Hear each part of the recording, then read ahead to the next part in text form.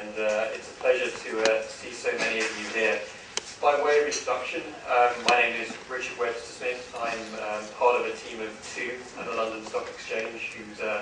key role it is to interface here with companies that are considering listings out of India into the London markets. I also cover the Middle East and Africa alongside that, but India is very much the focus of my team's operations, and my colleague Ibuka Nadabayo, who works alongside me.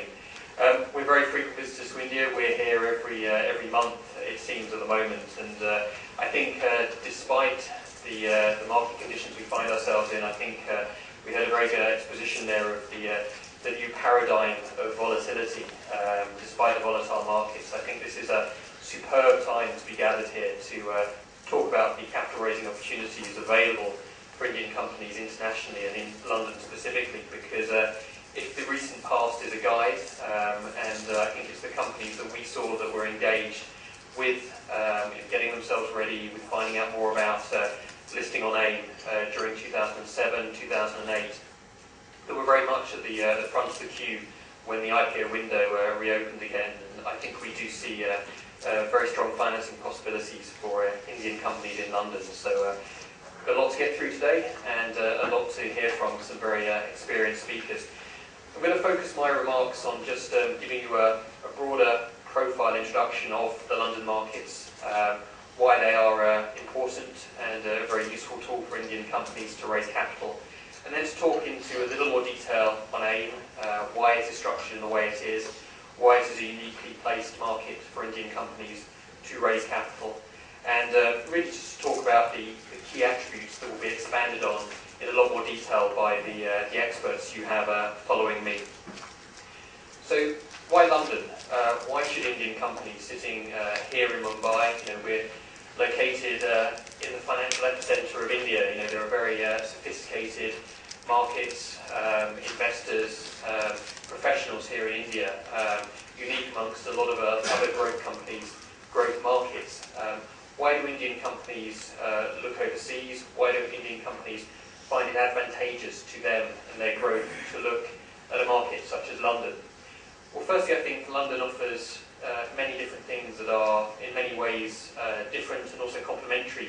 to the Indian markets. It offers the ability to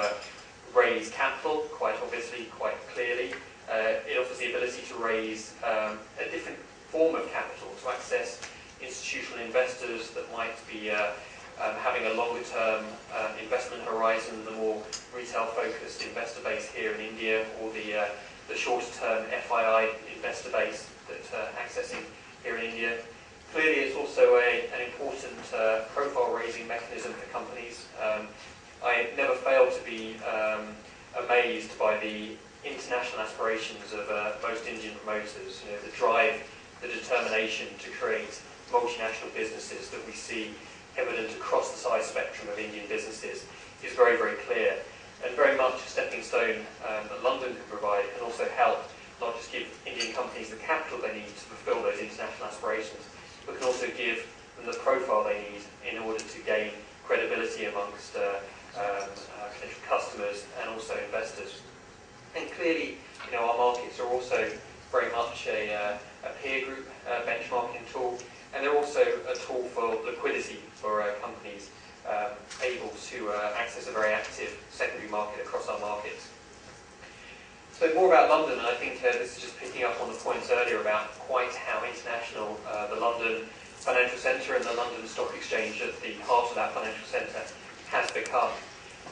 The London Stock Exchange really is the world's most international equities market. We have a very, very vast range of companies from, as you can see here, 110 different companies across the globe,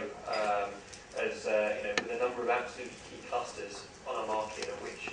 you'll see India shaded amongst the darker colours, highlighting that India really is one of the most important markets we see for international companies, and has also been one of the international markets that has seen the greatest advantages, I think, in London in terms of AIM, our main market,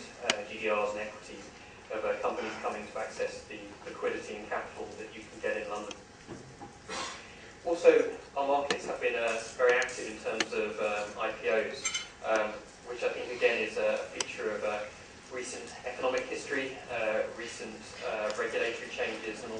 determining factor of how different markets have responded to the downturn. I think we did see a situation whereby London's lead as an international financial market really did accelerate in the late 1990s, the early 2000s. I think we saw a confluence of factors that really did bring a number of benefits to international companies looking to raise capital in London. We saw a robust, high regulatory standards in London, but regulatory standards that were suitable for the needs of international companies and were appropriately pitched, and were very different to the regulatory standards and the regulatory changes that occurred, say, in a market such as the US towards the early 2000s, with things like Sarbanes-Oxley